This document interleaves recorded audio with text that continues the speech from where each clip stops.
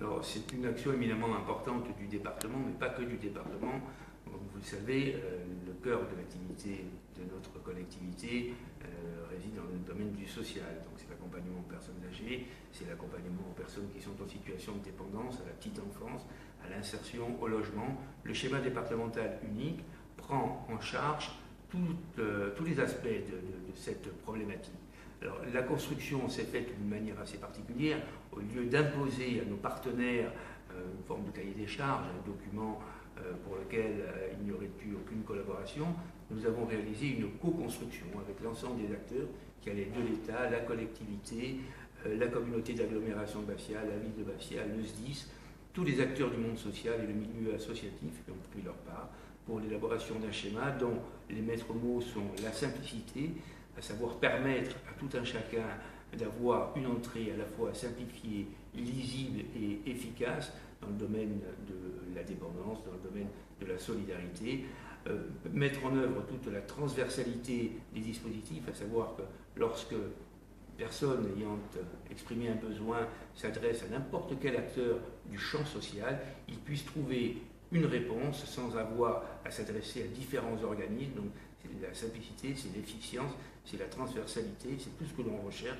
en optimisant les moyens qui sont aujourd'hui à disposition, sans créer de moyens, de dispositifs nouveaux. Nous n'en avons pas besoin, nous avons surtout besoin d'optimiser. Tout cela pour avoir une démarche dynamique et non pas une démarche à travers laquelle nous subirions aujourd'hui l'accroissement de la paupérisation, de la pauvreté, de la précarité. Au contraire, nous allons au-devant en proposant à travers les procédures de réinsertion qui existent, à travers tout le champ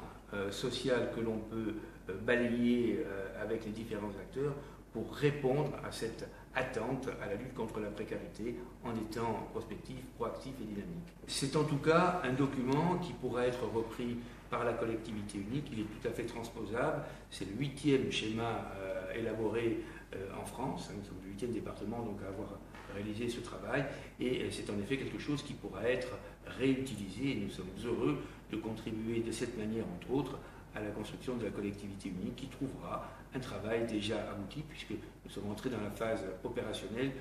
du schéma. Après l'élaboration, après la présentation, après le partage, l'action a été mise en œuvre et d'ores et déjà nous fonctionnons dans le cadre de ce schéma. Je vais communiquer les éléments que l'on pourra donner aux élus, à savoir des précisions quant à la nature des documents souhaités par les élus qui se sont exprimés lors de la dernière session. Savoir que la demande étant imprécise, il nous est nécessaire aujourd'hui de connaître les points de dossier qu'ils souhaitent avoir en possession, sachant que ces points-là seront soumis à notre conseil et seront surtout soumis aux dispositions